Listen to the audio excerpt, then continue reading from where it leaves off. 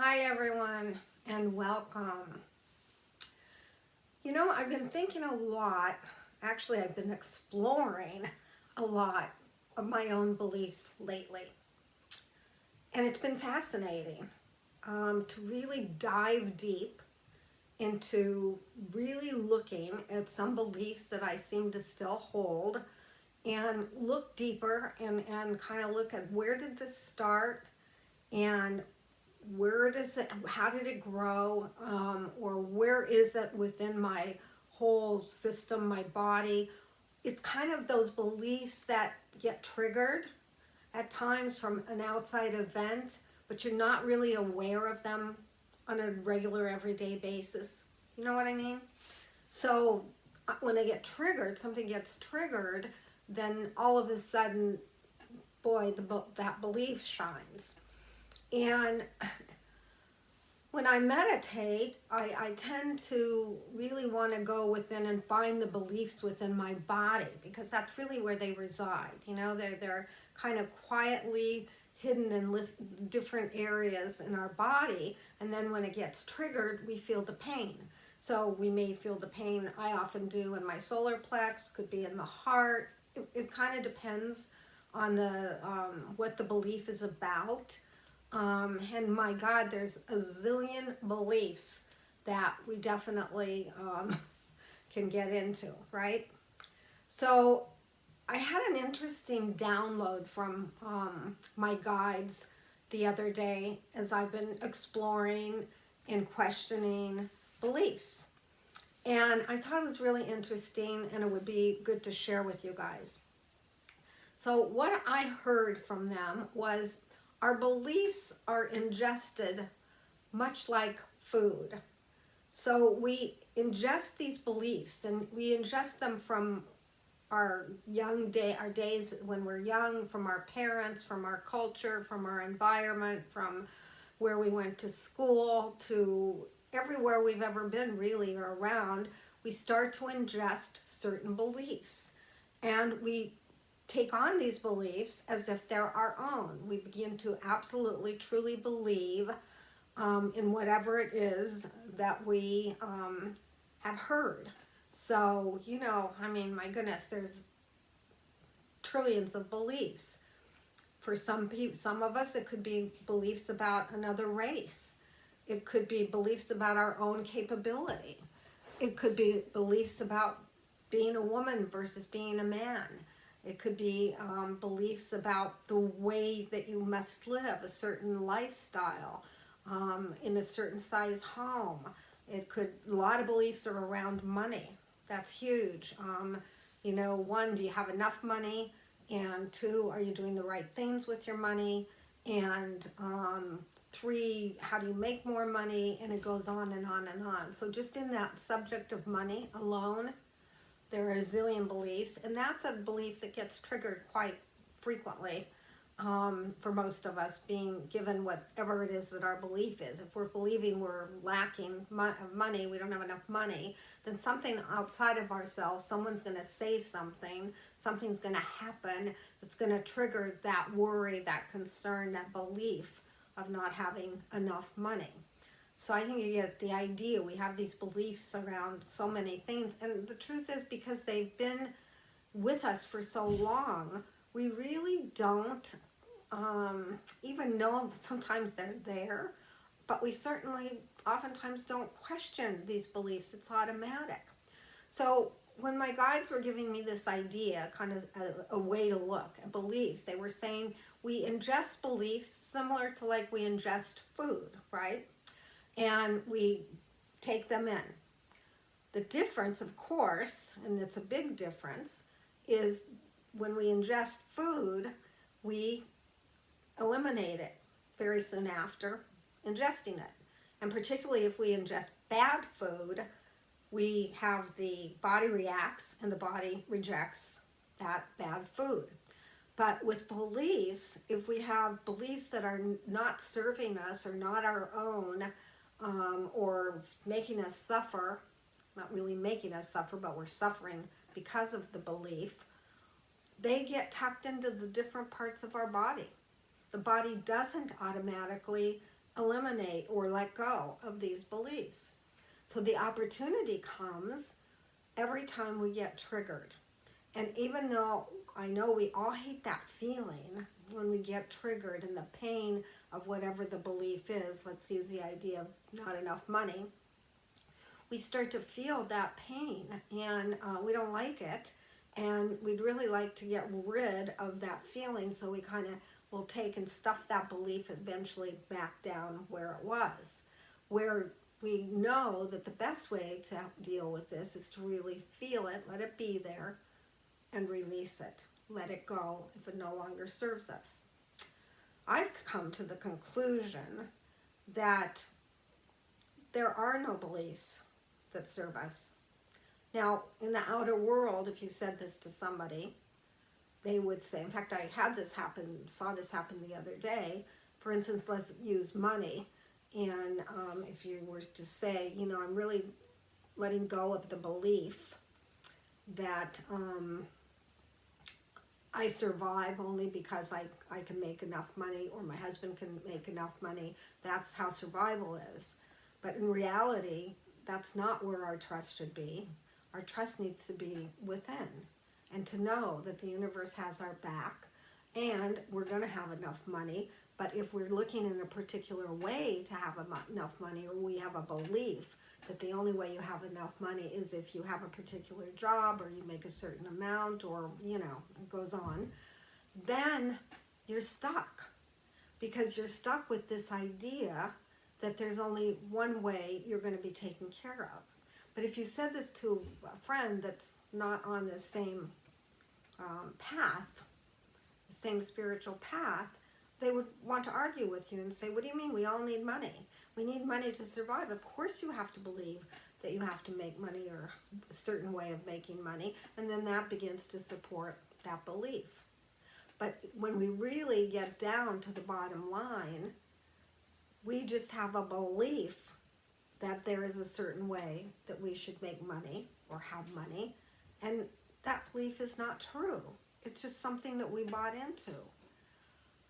Rather than that idea, it's that trust that the universe is going to have our back, and that our job is to learn to follow the flow of the universe, to listen, learn to listen and hear and interpret our guides that are constantly speaking to us, that are trying to take us and move us toward the place where everything's going to be okay, the place where we should be in order to have the money that we want, or what we should be doing. And the word is should is not a good word at all to use, but it's a like a roadmap, right? Like a roadmap to, here's the direction you want to take. Turn right here, and this is where you'll start to see the opportunities that are in alignment with you.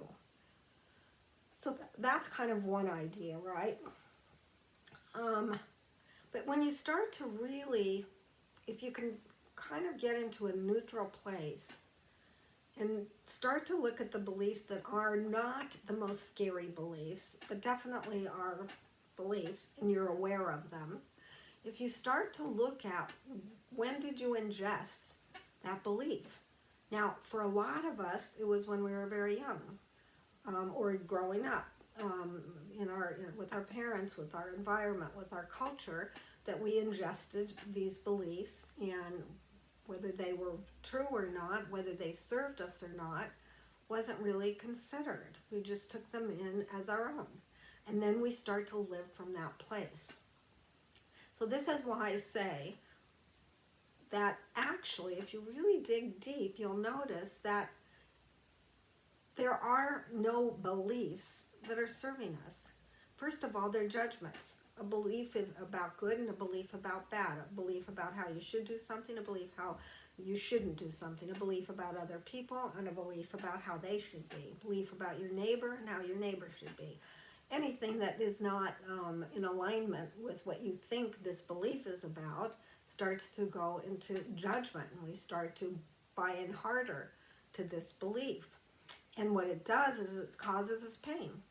It causes us suffering, because what we're doing is we're looking at this belief as if it's 100% the truth and nothing else matters, but this belief, when it's not working, when it's going against the grain, when somebody's not doing what we believe they should do, then we're lost. We're completely lost. We're in no man's land, you know? So as I kept looking this most recently at, and really digging, it's really interesting. I suggest you try this, really start to dig in and become very aware, have an intention to really start to notice your beliefs. Like even a belief about the weather, or a belief about the foods you should be eating, or a belief about the way certain people should behave, or any of these little beliefs that are all day long in the mind, particularly judgments. Those are easier sometimes to catch yourself in when you're judging something or judging someone in the way that they're doing something. I know at one of my videos I talked about how somebody would park in front of our house. The street we live on has limited parking, and if cars don't park properly in the space that's available, then it causes problems. Now that's a belief, right? And I caught myself judging and getting really angry when I'd see somebody not adhering to my rules, right? And what did that do? It just made me suffer. It just made me upset. It did nothing. And it's just a belief. Who said there's a certain way to park? I did. And where did that come from? I don't know. It came from because somebody blocked my driveway slightly one day. It's like you start to look back and you almost realize that beliefs are kind of insane. And they don't serve any purpose other than to keep us caught. And so when my guides were kind of comparing it to ingesting, like at one point they were saying like ingesting bad food, your body immediately reacts to that bad food. So what? You throw up, you have diarrhea, whatever it is, but you're getting rid of it. Or if it's really bad food, like food poisoning, maybe you have to get your stomach pumped, but it's not able to stay there. But our beliefs, our bad beliefs, stay in the body and keep us kind of in a very limited place, and we don't like to bring them up or feel them because they're not comfortable. They're not comfortable because they're not in alignment with our true, authentic self. So we just keep pushing them down.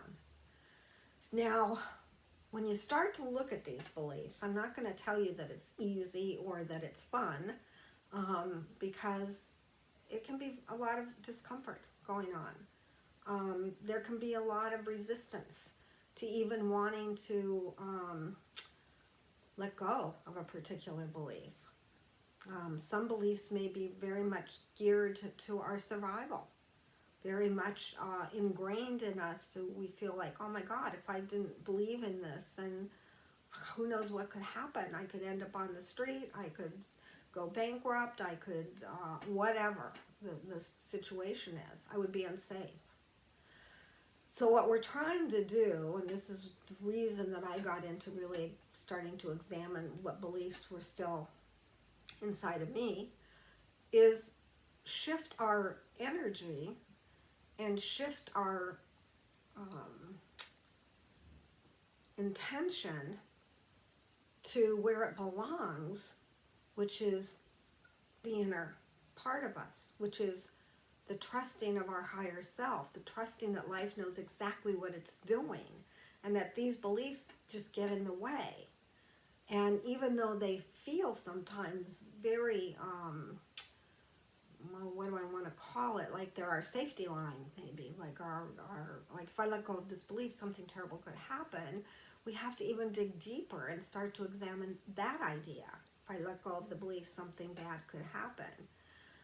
Some beliefs are easier, to get rid of. It's like pulling weeds. Some weeds are harder to get out of the ground, and others pop out pretty easy. But bottom line is beliefs are beliefs.